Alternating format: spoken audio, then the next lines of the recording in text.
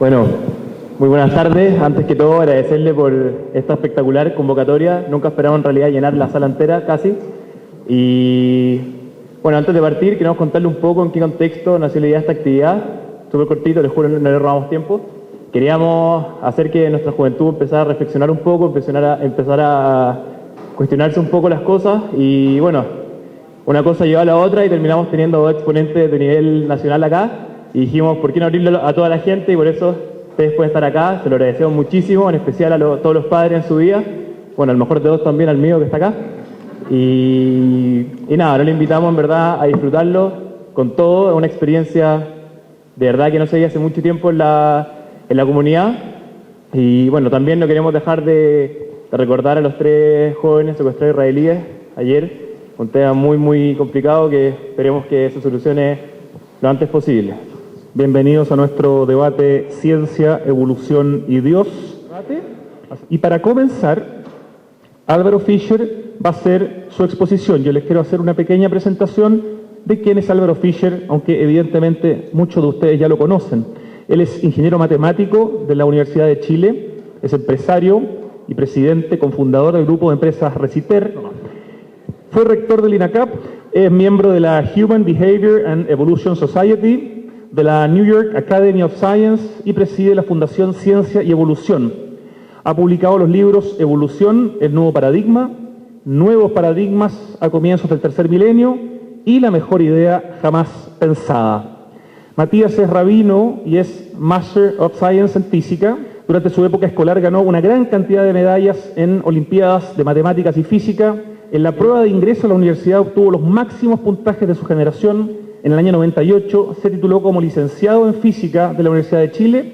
En el 2000 obtiene un Master of Science en el Caltech, California Institute of Technology, y al mismo tiempo empezó a estudiar en una yeshiva en Jerusalén hasta el año 2002. Hace algunos años volvió a Chile para formar la institución Morashá, una entidad dedicada a enseñar judaísmo en edad universitaria.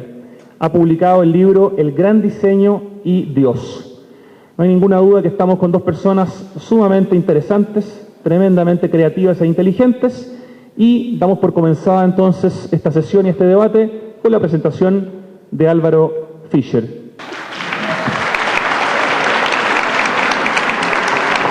Bueno, muchas gracias por la invitación y a todos ustedes por la asistencia a una reunión obviamente muy interesante, estimulante y desafiante.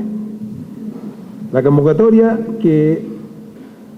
a la que hemos sido invitados es a discutir sobre si hay evidencia científica que permita afirmar o refutar la existencia de un creador inteligente. La existencia o inexistencia de un creador inteligente. Y a riesgo de desilusionarlos, a mi juicio, la ciencia no está en condiciones ni de afirmar ni de refutar la evidencia de un creador inteligente. La existencia o inexistencia. Y voy a explicar por qué. Lo que hace es procurar establecer reglas de funcionamiento del mundo que nos rodea. Algunos las llaman leyes, las que constituyen un modelo de la realidad, cuya validez se mantiene mientras la evidencia empírica no las contradiga. Si hay experimentos cuyos resultados contradicen esas leyes, y eso ocurre además consistentemente, y no por un error casual del experimentador, entonces hay que modificar las reglas y encontrar otras que expliquen el experimento inexplicado y también todo lo anterior. En ese sentido, la ciencia es eminentemente tentativa. Sus propuestas son válidas mientras no se encuentre evidencia en contrario. Sus leyes nunca son definitivas. Pero adicionalmente, como la ciencia solo desarrolla modelos de la realidad, no dice lo que la realidad... no se ve abajo. Bueno.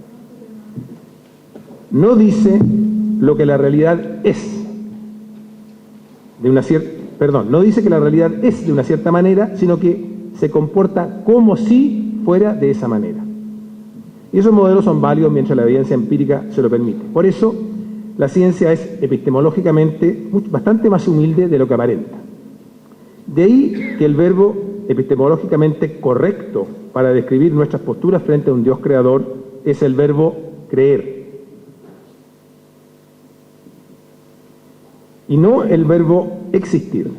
La ciencia no nos habla de lo que existe o no existe, solo nos da explicaciones coherentes de lo que observamos.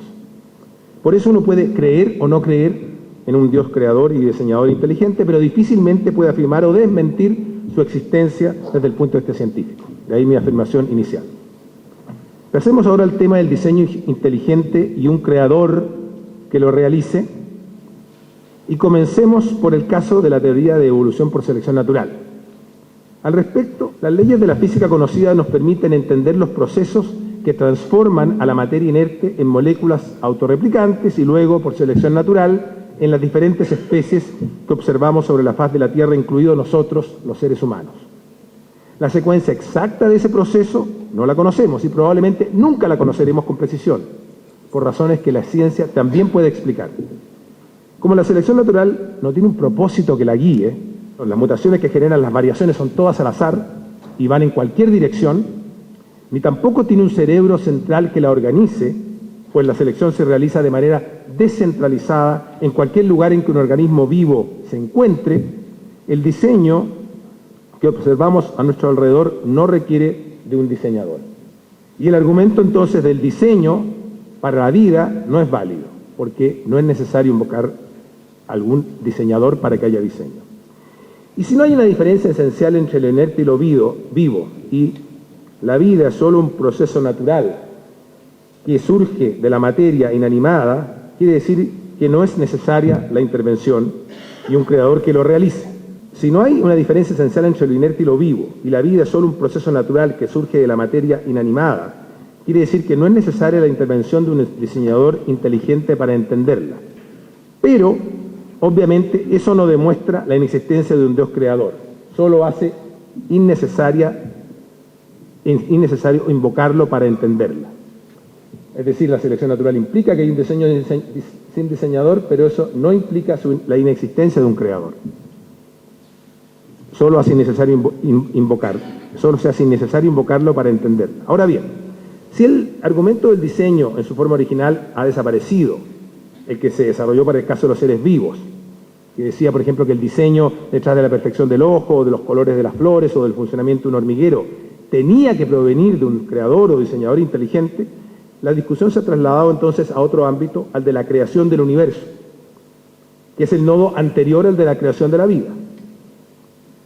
La ciencia no tiene una explicación clara del origen del universo y aún mantiene dificultades para unificar la fuerza de gravitación con las otras tres fuerzas del universo, y menos la energía oscura que explicarían la expansión acelerada del universo. Es decir, hay muchas cosas que la ciencia no es capaz de explicar al respecto. Así como no es necesario invocar a Dios para entender la vida, no implica lógicamente que Dios no exista, tampoco, el hecho de que no haya explicaciones científicas del origen y evolución del universo implican o demuestran su existencia. Eso es muy importante. ¿Me aparece la otra? Y aquí es donde entra a tallar la postura del rabino descrita en su libro El Gran Diseño y Dios. Las leyes de la física conocida incorporan, como parte de su formulación, a una serie de constantes que tienen un valor específico, como la velocidad de la luz, la constante de Planck, la masa del electrón y del protón en reposo, la constante de gravitación, en fin, y que son los que permiten describir adecuadamente la realidad que observamos. Más aún, sabemos que si esos números fueran distintos, el universo no funcionaría tal como lo conocemos y los seres humanos probablemente no existiríamos. Entonces se pregunta el rabino y otras personas que siguen esta manera de pensar, ¿cómo es que esos parámetros son justo los necesarios para que como resultado del proceso evolutivo nosotros hayamos aparecido en un momento determinado? ¿Por qué? Habiendo una infinidad de posibles combinaciones para esos parámetros, la casi totalidad de las cuales no dan lugar a la vida, el universo sigue leyes que tienen justo esos números. La respuesta, dice el rabino Matías, nos deja dos opciones. O bien, las leyes de la física permiten la aparición de una infinidad de universos y que un proceso de selección natural de ellos finalmente dé con en el cual nosotros vivimos, o bien que el universo fue creado por un diseñador inteligente quien ajustó esos números de manera precisa para que todo resulte como finalmente resultó. La primera opción, la teoría de los multiversos o infinidad de universos, tiene múltiples variantes, todas muy especulativas desde el punto de vista científico, pero igual, dice el rabino, La teoría de los multiversos necesita que haya uno para comenzar. Y volvemos entonces al problema no resuelto de la creación. En cambio, dice, es mucho más probable que un diseñador inteligente haya escogido esos parámetros que el que ellos hayan surgido al azar. Y ergo, entonces, la evidencia surgida de la misma ciencia apoya la existencia de un creador inteligente, si he entendido bien el argumento. Esa argumentación es muy parecida a la que utilizan algunos científicos cuando acuden al llamado principio antrópico para entender el universo, sobre el cual hay bastante literatura que en su gran mayoría no lo acoge bien, al principio antrópico. El principio antrópico tiene dos versiones, la débil y la fuerte. La primera, dice que las leyes de la física deben ser de una manera tal que permitan que nosotros hayamos aparecido para poder observarlas. Pero eso es como una tautología. Como los seres humanos ya estamos acá, entonces las leyes de la física tienen que ser compatibles con nuestra existencia. Eso es decir lo obvio. No podríamos estar vivos si las leyes de la física fuesen incompatibles con nosotros. No nos entrega más información que esa.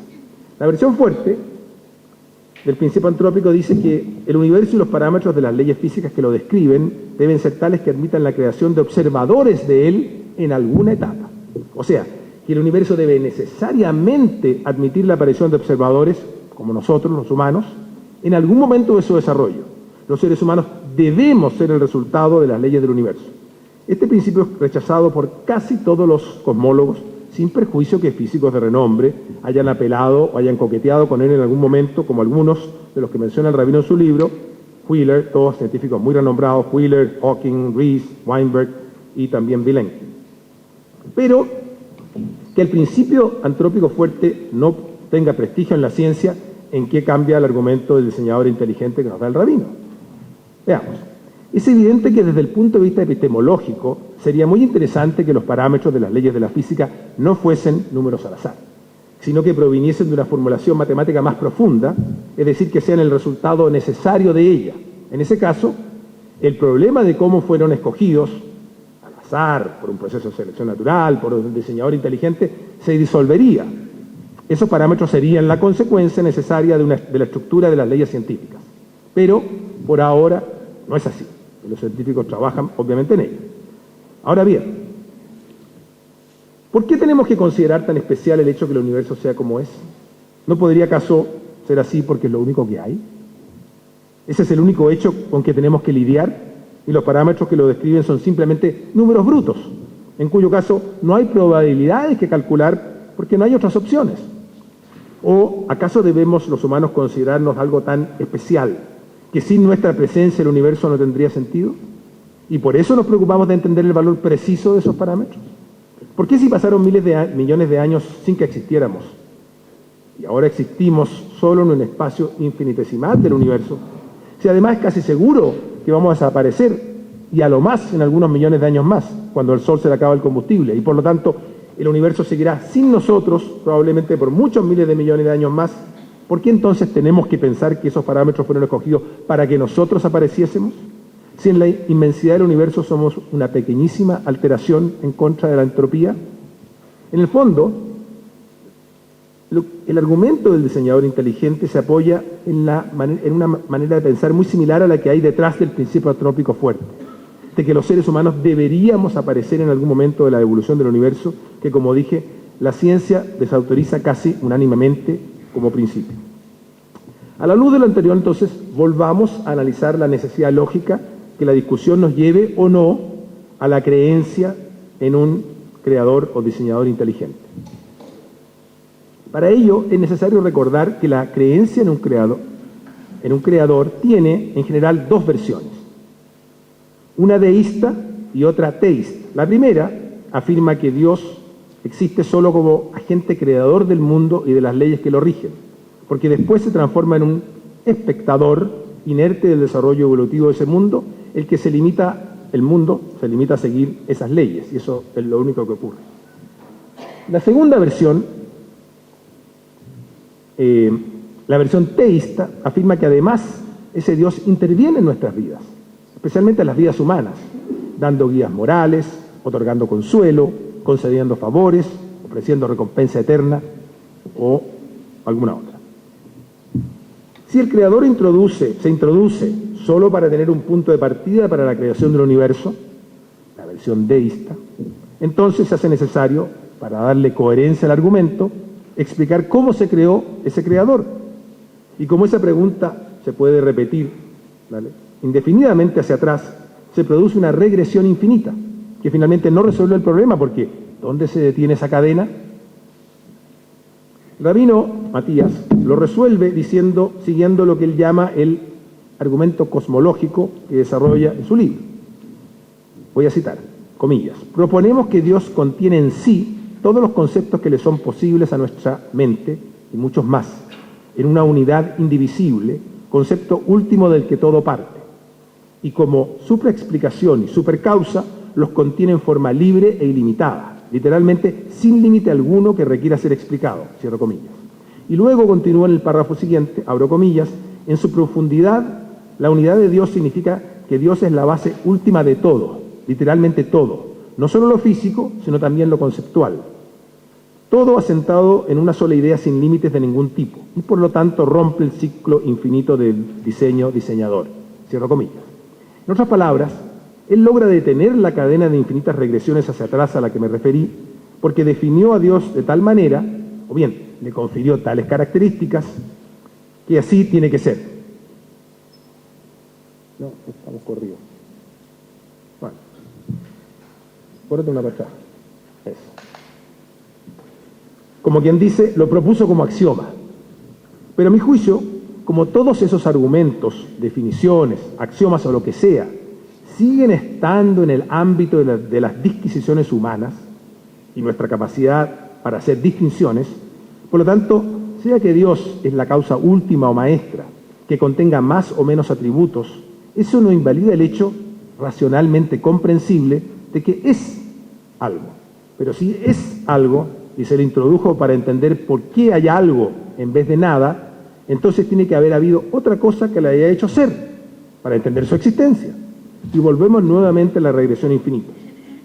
Por eso, afirmar que esta causa maestra última rompe el ciclo infinito de regresiones se apoya en una definición, en un axioma verdadero desde el inicio, sobre el que se deducen sus otras afirmaciones.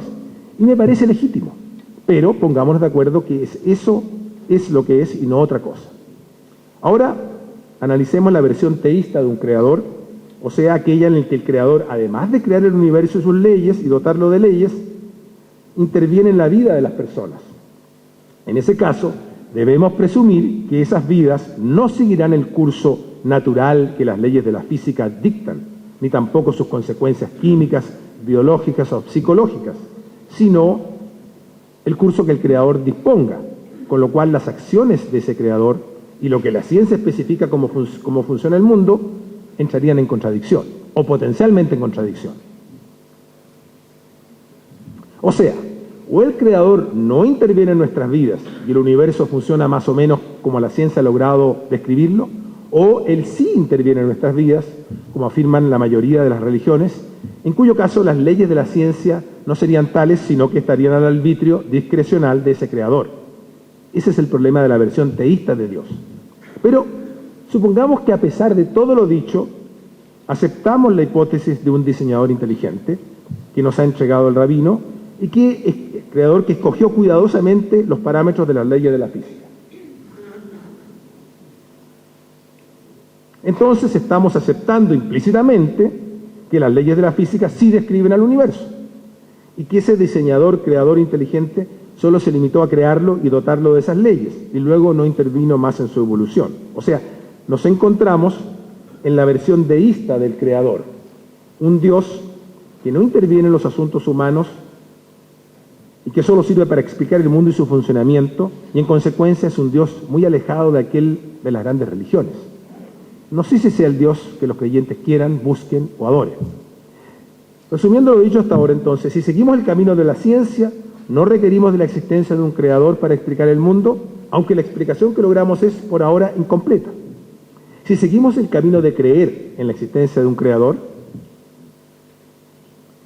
llegamos o bien a uno que no nos sirve como ayuda o consuelo, la versión deísta, o bien a uno que puede potencialmente alterar las leyes de la ciencia, la versión teísta. Y además, desde el punto de vista de las explicaciones, no hemos avanzado mucho. Porque llenar los vacíos de nuestra ignorancia, introduciendo una explicación que por definición resuelve todos los problemas, no es dar una explicación. Ahora, si como dice el rabino, la hipótesis de un diseñador inteligente es más probable que otras alternativas para explicar los parámetros científicos del universo, como hipótesis científica digo, hay que seguir ese camino hasta sus últimas consecuencias, y eso significa validar esa hipótesis sometiéndola a experimentos conforme al método científico. Álvaro, perdón, te interrumpo para decirte que ya estamos pasados del tiempo, así que me queda cerrando en la medida de lo posible. Una página y media. Gracias. Eso significa validar la hipótesis sometiéndola a experimentos conforme al método científico, experimentos replicables y validados por los pares. Por ejemplo, si Dios efectivamente interviene en nuestras vidas, deberíamos poder observarlo de manera científica. No conozco evidencia al respecto.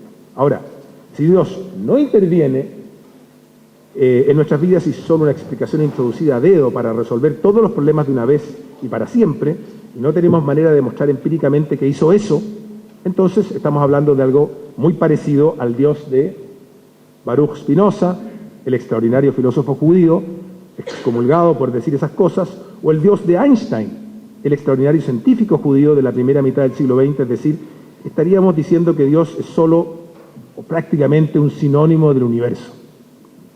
Con todo, admito que a pesar de creer en la ciencia como manera de entender el mundo, no hay un imperativo lógico, incontrarrestable y a priori que nos asegure que el camino de la ciencia es el camino para entender el mundo. Ello es solo una suposición inicial que hacemos, basada en el hecho que describir las leyes que rigen las regularidades observables, lo que hace la ciencia, nos ha dado hasta ahora buenos resultados, pero sigue siendo un supuesto. Sin embargo, tampoco disponemos de algo que nos pruebe empírica o lógicamente la existencia, no la coherencia del concepto, de un creador. Solo podemos creer en él. Es decir, cuando escogemos uno u otro camino, lo hacemos como una suposición inicial, porque creemos que ese camino es el adecuado, o sea, porque nos formamos la convicción de que eso es así. La convicción es un estado neuronal, emocional, que nos hace afirmar algo con seguridad. Creer en Dios, en un Dios interviniente, es incompatible con las leyes de la ciencia, o potencialmente, y creer en uno que no interviene no aporta nada a las explicaciones. Por eso, y porque no siento ninguna convicción o necesidad interna para invocarlo, yo no creo. Muchas gracias, Álvaro Fischer, por su presentación.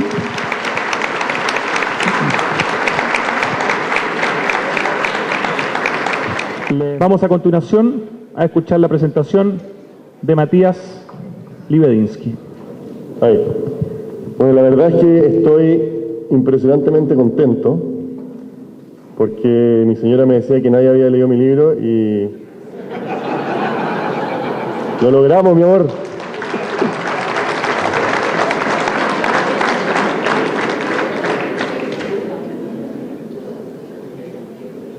Quería, para hacer un resumen a mi manera de lo que presenté en el libro y enfocarlo un poquito en la evolución.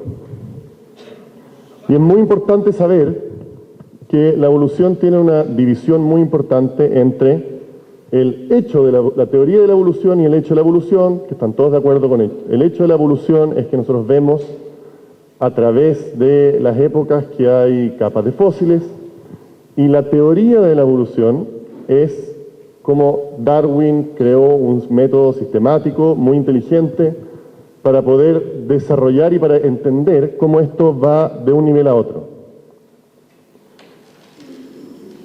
Vamos al siguiente. Esto es el hecho de la evolución. Vemos en los registros fósiles que hay un cambio. Vamos al siguiente. Ahí está nuestro dinosaurio favorito. Siguiente. Esto de la evolución... ¡Ay, qué pena que en verdad no se ve! Aquí les traje una tabla donde se puede ver en los distintos días de la creación. Claramente ustedes pueden ver aquí los distintos días de la creación. El primer día, el segundo día, el tercer día, el cuarto día, el quinto, sexto día. Y cómo esto va calzando en una forma realmente maravillosa con lo que nosotros sabemos que fue el proceso de la evolución. Y eso lo vamos a ver quizás en otro momento, después no ahora. Pero el hecho de la evolución A nosotros no nos molesta, pero sigamos con la siguiente. ¿Qué es lo que pasa con... Oye, dale nomás, pasa esto. Parece que te mandaron el equivocado. Dale nomás. Avanza, porque esta parte es cuando vamos uno a uno mirando. Quizás veamos un poquitito, a ver, para aquí un poquitito. Por ejemplo, tenemos en Bereshit, dijo también Dios, reúnanse las aguas que están debajo de los cielos en un solo lugar para que se descubra lo seco. Y fue así, a la parte seca llamó Dios tierra, al conjunto de las aguas llamó mares, y vio Dios que era bueno. Después dijo Dios, produzca la tierra hierba verde, hierba que dé semilla, árbol que dé fruto según su especie, cuya semilla esté en él, sobre la tierra, y fue así. Tenemos un orden. El día anterior también hay un orden, y si nosotros vemos, aquí está el resumen en la mano izquierda dice que aparecen los océanos y la tierra, y aparecen las plantas. Y el Talmud y la Kabbalah nos enseñan que es el inicio de las plantas, son como las bases fundamentales de las plantas. Y durante un periodo de tiempo, lo que básicamente tenemos es que la tierra se enfría y aparece agua, casi inmediatamente aparecen las primeras bacterias y algas fotosintéticas. Vamos al siguiente día. Vamos nomás. El siguiente día dice sol, luna y estrellas visibles en el firmamento. Eso es lo que el Talmud en Hagiga dice que pasó este día. Y durante este periodo la atmósfera de la Tierra se vuelve transparente porque se enriquece con oxígeno. Entonces aparecen las luminarias en el cielo. Y así uno puede ir día con día viendo cómo los días. La Biblia lo que hace es un libro de espiritualidad, no es un libro de la física, de la ciencia. Pero uno esperaría que esa espiritualidad tuviera un paralelo en el mundo físico. Y lo tiene, ese paralelo. Entonces la verdad que quiero que avancemos un poquito. Dale nomás. Ya, ahora, ¿cuál es el problema, cuál es el punto que a mí me gustaría aquí atacar? No es el hecho de la evolución, sino la teoría de cómo eso pasa. Ahí está Charles Darwin, vamos a la siguiente. ¿Por qué la teoría de la evolución es un problema? ¿Cuál fue el intento del problema? Siguiente. Esto, quiero que entendamos una cosa histórica. El argumento de Paley, o Paley, como dicen algunos, es el argumento del diseño. Y Paley tiene un argumento muy simple. Vas caminando por la arena y te encuentras un reloj en la playa, tomas el reloj y dices, este reloj, ¿qué pasó? Hay miles de millones de años de olas golpeando contra la arena se mezcla de todo tipo de forma, entonces, bueno, en algún momento va a salir un reloj. Dice Paley, no, eso no es verdad. Tiene que ser que alguien lo hizo. Y con ese argumento era muy famoso durante muchos años. Vamos a la siguiente. Hasta que llegó Darwin y dijo, oye, ¿por qué hay animales muy hermosos en lugares donde nadie los puede ver? Si Dios hubiera hecho el mundo, estos animales los deberíamos poder ver. Cuando estaban en las Galápagos, él vio animales hermosos que nunca habían sido vistos. Vamos a la siguiente. ¿Por qué hay crueldad y los animales se comen los unos a los otros? Siguiente. La muerte de su hija a los 9 años también en sus cartas, lo dejan muy firme antes de irse a la isla Galápagos, cuestionando, si ustedes ven sus cartas, cuestionando la justicia divina y todas esas cosas. Entonces, Darwin lo que hace es una respuesta al argumento de Paley. Una respuesta. Él dice, Paley, te voy a responder tu argumento. ¿Cuál es esa respuesta? La siguiente. Voy a eliminar la necesidad de un creador. ¿Cómo? Digamos que, ¿cuál es la diferencia entre un reloj y un ser vivo?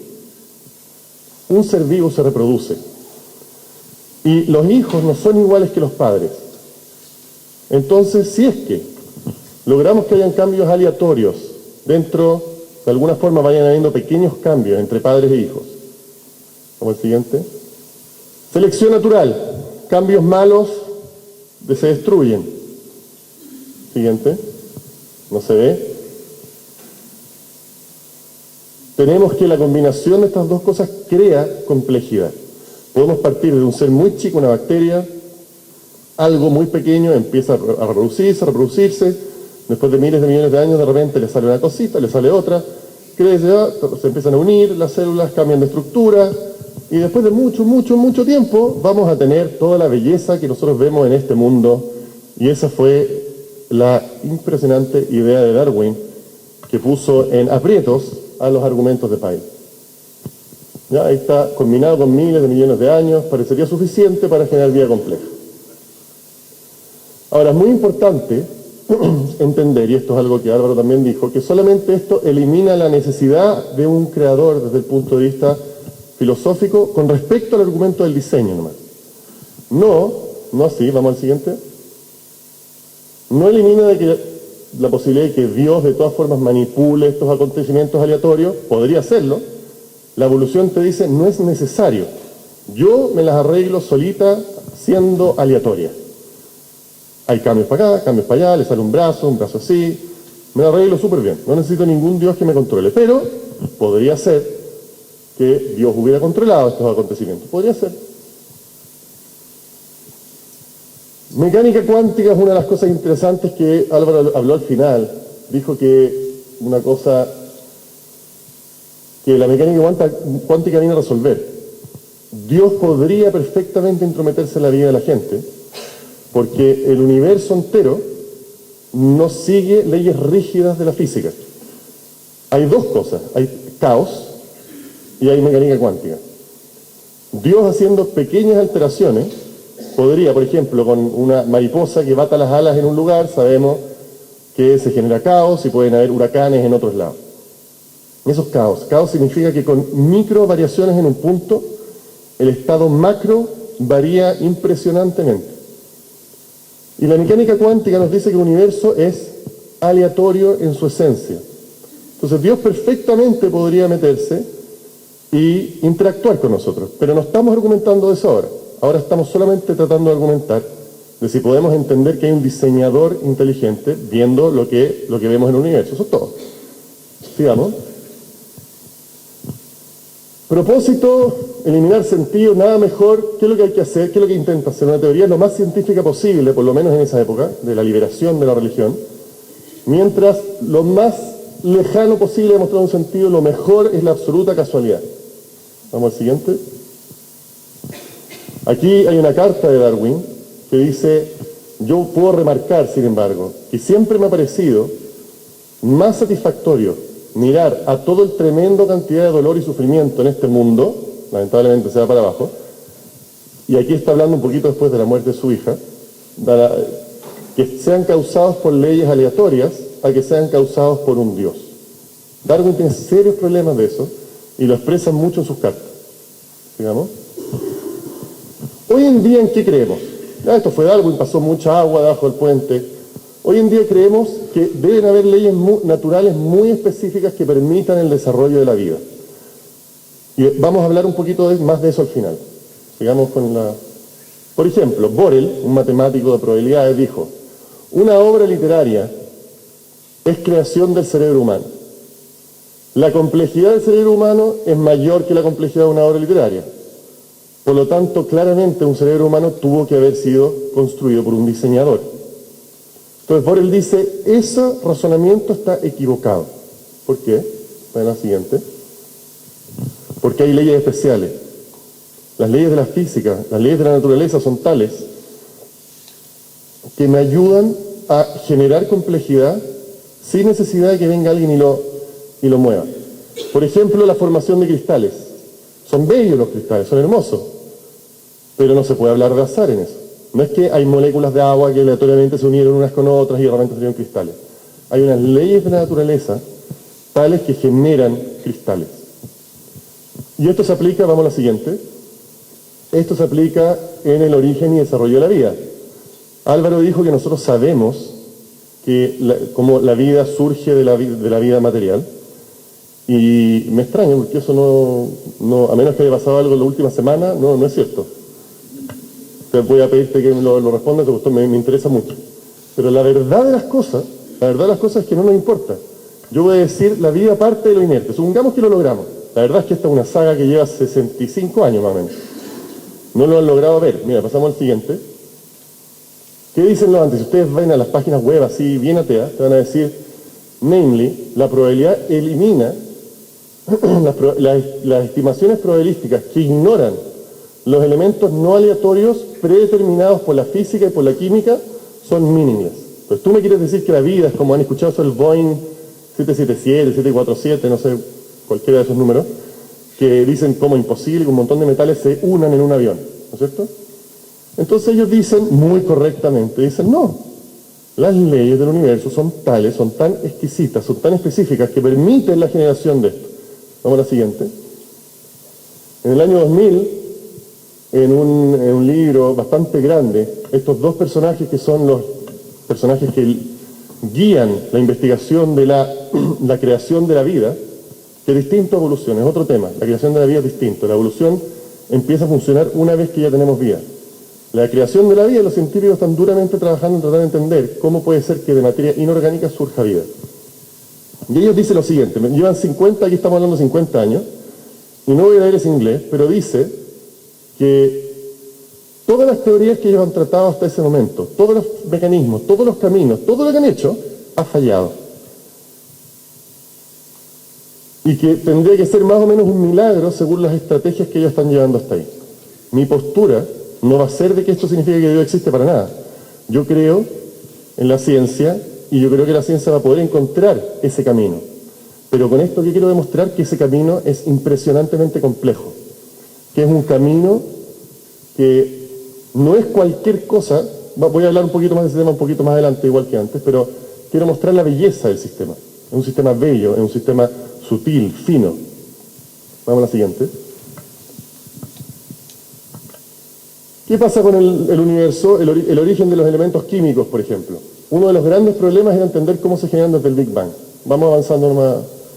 En 1940 el mecanismo se clarifica un poquito, las estrellas, grandes reactores nucleares, pero de todas maneras los números no calzaban, no se sabía cómo se podía llegar al carbono. El carbono es fundamental para nuestra existencia, fundamental. Sin carbono se genera la química inorgánica, y la química inorgánica es muy fome, nos surgen estructuras complejas. Necesitamos una pieza del puzzle que es impresionante, que se llama el carbono. Y el carbono era justo el que era imposible de generar. Entonces a Fred Hoyle, un físico que estaba en Caltech en esa época, se le ocurrió una idea genial. Dijo, debe haber una coincidencia impresionante que se llama una resonancia. La midieron en el laboratorio, la encontraron, el tipo que la midió se ganó el premio Nobel, en contra de todas las probabilidades, una resonancia, una cosa absurda, y impresionó esto tanto Hoyle que dice, si no hubiera esta cosa, este fenómeno, no habría carbón ni nada de los átomos más complejos. Entonces, y esa resonancia depende de una relación muy específica entre la fuerza nuclear fuerte, la fuerza electromagnética, cómo los átomos están construidos, sigamos. Si cambiara la fuerza nuclear fuerte en un 1%, no habría carbón. Y esto es lo que Álvaro estaba contando antes, de que nosotros vamos a muchas de las constantes y vemos que si cambiaran un poquito, nosotros no podríamos estar aquí. Pero no solamente la vida, eso es lo increíble que descubrieron desde el año 2000. Sigamos adelante, ¿no? Aquí estamos hablando de Lee Smolin. Lee Smolin es uno de los físicos más importantes que hay en nuestra generación. Y él se puso a calcular las probabilidades de muchos números, de que cuáles son las probabilidades, si uno agarra así un cálculo estimativo, de un mundo sin química compleja, y le dio 10 elevado a 220, no 10.220, que está ahí, está mal, 10 elevado a 220, un 1 con 220 ceros después. Y es un número tan difícil de entender ese, que, o sea, una forma de entenderlo es que te pongan una cosa en los ojos, te lleven al extremo de la izquierda del universo, te hagan rotar y te digan que disparas un rayo láser y le chuntas un blanco del porte de un átomo de hidrógeno en el otro extremo del universo. Eso es 10 elevado a 80. Entonces realmente los físicos en general, están diciendo que esto es realmente sorprendente. Vamos a la siguiente. Ahí está el dibujito de ellos. Yo le puse una equipa para que quede todo bien.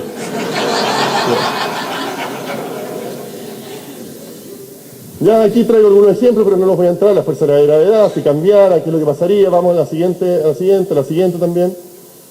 Masa de las partículas, muchas cosas que empiezan a pasar. Hay uno más y baila el parán. Eso. Ya vamos a la siguiente. Ahora, aquí están los libros, Hawking, Susskind, Lee Smolin. Estos son como los grandes de la física moderna. Surgió otro libro hace poco, muy interesante, de Max Tegmark, del 2014, que también está lidiando con las mismas cosas. Sigamos un poquito. Leo Susskind dice lo siguiente: ¿cuáles son las alternativas al paradigma de los landscape? Landscape significa los multiversos. Mi propia opinión es que si se eliminan agentes supernaturales, supernaturales significa seres que estén fuera del universo y que estén controlando las leyes de la naturaleza, no hay otra opción que permita explicar el sorprendente e impresionante fine-tuning de la naturaleza. Leo Susskind es totalmente ateo. Totalmente ateo. No lo está diciendo aquí para apoyar a nadie. Siguiente. Hay que elegir caminos, ¿no es cierto? ¿Qué camino? Hay algunos que se niegan a asumir que la hipótesis de un diseñador inteligente es una hipótesis, no quieren. Vamos a la siguiente. Esto es de Scientific American del 2013. We have run out of explanations for the universe. Nos quedamos sin explicaciones para el universo. ¿Por qué? Vamos a la siguiente. Aquí es Max Tegmark del MIT. Dice, en verdad dice, yo veo el major problem, el problema de la medida, que no se lo he explicado todavía, como en la crisis más grande de la física hoy en día. Como yo lo veo, el Big Bang se ha lógicamente autodestruido. Como vimos en el capítulo 5, empezamos a tomar la inflación en forma seria, la inflación y los multiversos y todas esas cosas, porque hacía algunas predicciones correctas. Predecía esto, predecía lo otro, pero entonces empezó a predecir muchas cosas absurdas, que quizás si me queda un poco de tiempo, no sé, lo voy a poder explicar. ¿Cuánto queda? No sabemos exactamente. No importa. No importa. Es un tiempo cuántico. Entonces tenemos que realmente, ¿cuál es el problema de la medida? El problema de la medida es que si los multiversos son ciertos, entonces nosotros deberíamos ser cerebros de Boltzmann. ¿Qué significa cerebros de Boltzmann? Tenemos un multiverso y el multiverso genera un montón de universos. Los universos más probables, sigue por favor a la siguiente, sigue la siguiente, otra más. Ya, este paper, aquí están los grandes de la cosmología moderna. Guth, Linde, Norda, Salim, Vilenkin, esto es como decir, todos los premios Nobel que existen, se unieron para intentar resolver este problema y no pudieron. Se llama el problema, no, uno más para atrás, se llama Boltzmann Brains and the Scale Factor Cutoff. ¿Qué significa esto? El universo más chico que puede existir es un montón de partículas que se creen un cerebro y que piensan y que tiene todos nuestros recuerdos. Y la probabilidad de que nosotros seamos eso es casi infinita comparada con la probabilidad de ser un universo real. Entonces ellos tratan, eso se llama el major problem, tratar de encontrar una medida probabilística para resolver eso, y no lo logran, y tratan 1, 2, 3, 4. Se llaman los cerebros de Boltzmann, porque Boltzmann hace 100 años ya trató de hacer esto y no pudo. Hay un experimento que les quería contar que les va a encantar, muy divertido, se llama el suicidio multiversal, que uno podría hacer un experimento para los multiversos. ¿Cuál es ese experimento? Uno pone una escopeta que se dispara en forma cuántica. De repente se dispara, pum, y de repente clic, pum, clic. Cuánticamente significa que es aleatorio, muy aleatorio. Pum, clic, pum, clic. Entonces, si es que yo pongo la cabeza frente a esa máquina, va a haber un universo que tiene pum y un universo que tiene clic. ¿En cuál yo voy a estar? En el único que voy a estar es en el clic. En el otro voy a morir. Entonces lo que yo tengo que hacer es escuchar pum, clic, pum, clic, pum, clic, y de repente poner mi cabeza felizmente frente a esa escopeta. Y voy a escuchar clic, clic, clic, clic, clic, clic, clic, porque nunca me voy a morir. Porque los que siguen vivos son aquellos en los multiversos en los que no me morí. Y después saco la cabeza de ahí y de repente vuelve a pum, clic, pum, clic, pum, clic. Entonces es una propuesta súper seria. La gente dice, si es que uno es un experimentador muy osado, deberían hacer ese experimento. Esto es Max Tegmark, por si acaso, ¿no? En verdad es verdadero. Los cerebros de Boltzmann en realidad son la destrucción. Eso se llama el major problem, la medida, es absurdo. Todos los libros de todos los físicos modernos están tratando de resolver este problema, Roger Penrose, etcétera. Todo el mundo tratando de resolver este problema. Sigamos uno más adelante. ¿Cómo conecta esto con la evolución? Y aquí, 30 segundos. Supongamos que yo meto un montón de legos en una caja gigante. Los legos y los empiezo a mover con mucha fuerza, cosa que todos los legos se golpeen unos con otros. Se golpean, se golpean, se golpean, se golpean, se golpean. Y estoy 100.000 millones de años golpeando los legos. Y de repente abro los legos. ¿Qué es lo que puedo encontrar? Siguiente. ¿Puedo encontrar eso? ¿Cierto? Puedo encontrar, le voy a traer más fotos, hay unas muy lindas. Casa, y puedo encontrar un montón de cosas raras. Los legos en los golpes se unen pero voy a encontrar solamente figuras de Lego. Mucha gente cree que la evolución funciona así. Yo agarro la caja, la golpeo, la golpeo, la golpeo, la golpeo, la golpeo, la golpeo, la abro y lo que encuentro es esto.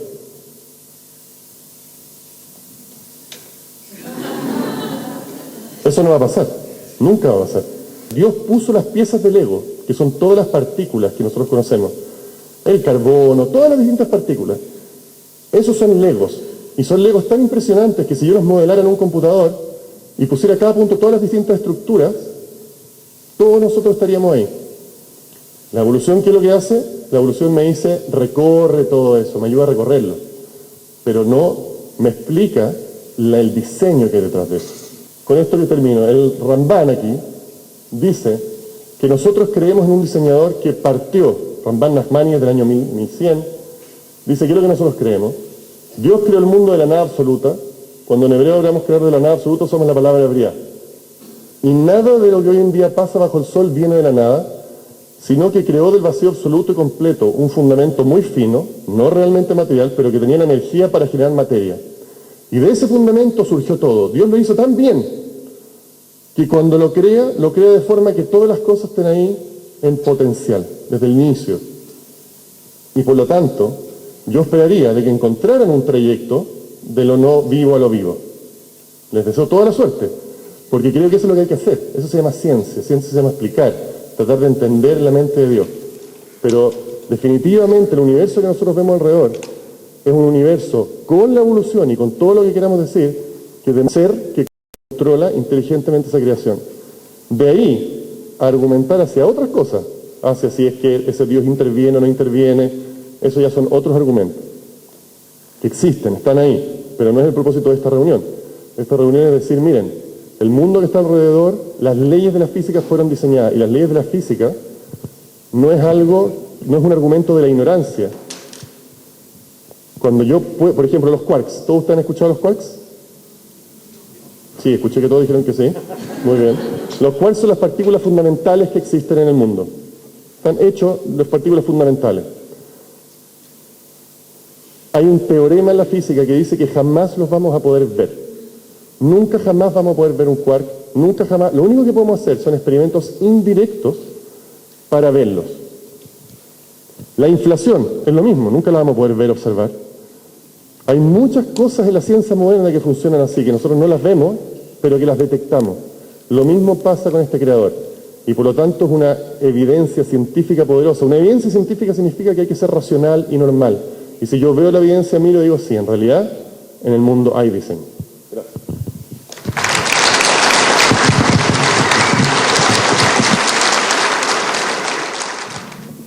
Respecto de Darwin, no quiso combatir el argumento de Paley. De hecho, cuando él partió y vino su viaje, él, como quien dice, lo seguía, le parecía que era un argumento razonable. Lo que le ocurrió a Darwin es que al encontrar un mecanismo que le permitía entender cómo han evolucionado los seres vivos en la faz de la Tierra, argumento que, por supuesto, se ha ido completando con evidencia empírica a lo largo de los años. En ese tiempo era mucho más difícil poder desarrollarlo, no se conocía el DNA, etcétera. Al desarrollar esa idea, se dio cuenta entonces que efectivamente no era necesario invocar un diseñador para que hubiese diseño. Y por eso que el filósofo Daniel Dennett dar vuelta lo que a nosotros nos parece intuitivo, de que tenemos que tener inteligencia para crear competencias o capacidades. Lo que hace el argumento de la selección natural es mostrar que es posible generar capacidades o competencias sin tener inteligencia. Y eso es el recorrido que hace evolutivo, que hacen todos los organismos vivos que observamos. Ahora, es cierto que la evolución solo vale para cuando hay vida. Antes, y la evolución la evolución por selección natural no se refiere a la creación de la vida, sino que una vez que hay vida, explica o da un mecanismo de cómo evoluciona y cómo se ramifica en todas las distintas especies que observamos y las que han desaparecido y las que podrían venir. Pero me preguntaste si estaba resuelto el tema de la creación de la vida. No, yo no dije que está resuelto. Lo que dije es que tenemos toda la evidencia para entender de que la vida es un proceso natural. No hay una transición esencial que cambie la naturaleza de las cosas que hay entre la materia inerte y la materia animada. De hecho, hoy día existe lo que se llama biología sintética, en que se toman pequeños pedacitos de cromosomas y en un computador se construyen ideas nuevas de cómo hacer cosas y están funcionando. O sea, todos los elementos que conforman el mundo de lo vivo, todas sus componentes más esenciales, todas son moléculas conocidas, cuyas características químicas o físicas son relativamente conocidas. Lo que dije es que no vamos a poder conocer nunca la manera precisa en cómo fue la secuencia en que se transformó esto, por el nivel de complejidad que está involucrado en ello. Es tal la cantidad de cosas que tienen que haber ocurrido tal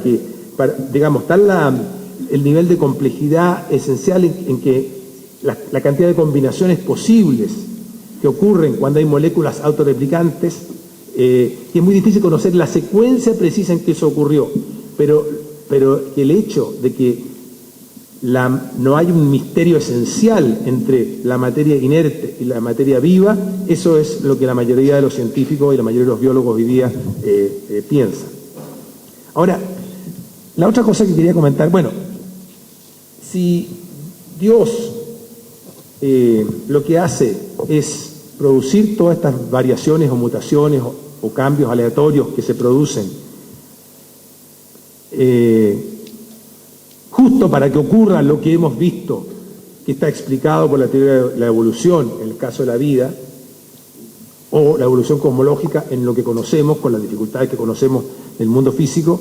Si Dios hace exactamente eso, entonces no veo que aporta esa explicación adicional, porque si lo que hace es hacer exactamente lo que las leyes de la física o las leyes de la biología conocida hacen, el introducirla y decir que hace exactamente lo mismo no me parece que sea un argumento que adicione o entregue información adicional. Y por eso que no me parece persuasivo desde ese punto de vista, sin perjuicio que uno quiera creerlo de esa manera.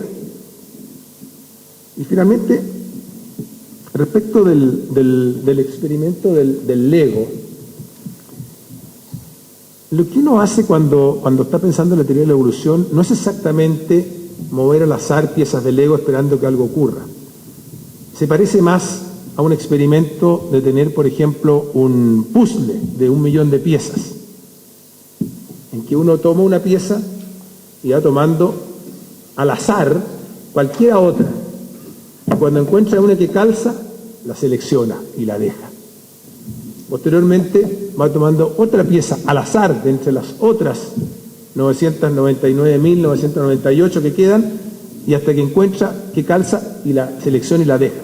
Y si ese método uno lo sigue al azar, buscando cosas y seleccionando y reteniendo aquellas que funcionan, es una analogía, entonces sí va a armar el puzzle. O sea, no es que uno espere que el puzzle se arme solo tirándolo al aire o recogiendo. Eso es lo que hace la selección natural. Y por eso que es un mecanismo que funciona. Y por eso que es capaz de crear complejidad. Porque es capaz de crear una estructura organizada, el puzzle, partiendo de una estructura desorganizada que es las piezas sueltas.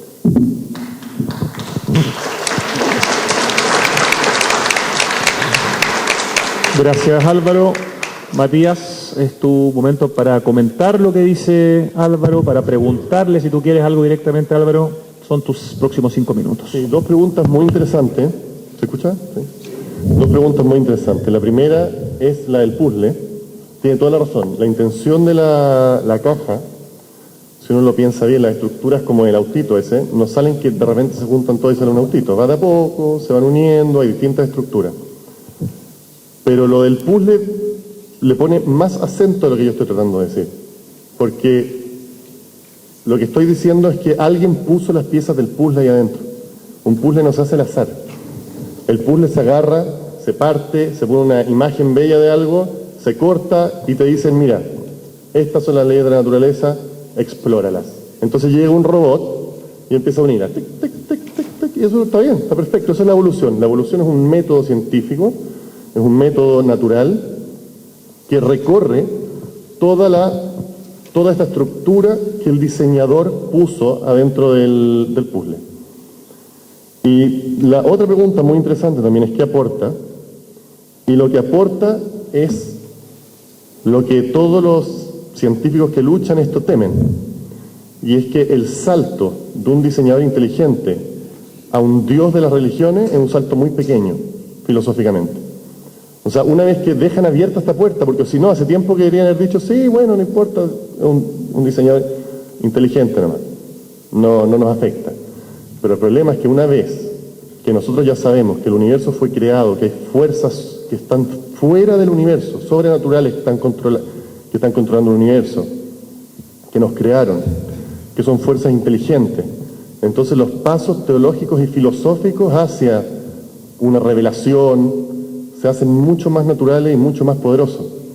Entonces, es verdad, científicamente no aporta nada. Como dijimos al principio, la Biblia no es un libro de ciencia, no le interesa, narra la descripción de la creación de los seres espirituales y de los conceptos, pero cuando está Dios ahí tan presente y tan fuerte, entonces aporta en que explicamos los otros rasgos de los seres humanos, que son nuestros sentimientos de justicia, nuestros sentimientos de amor, nuestro sentimiento de sentido, nuestro sentimiento de libre albedrío, porque sentimos que tenemos libre albedrío, pero es una ilusión, según la física de Newton, hasta esa época, toda esa ciencia.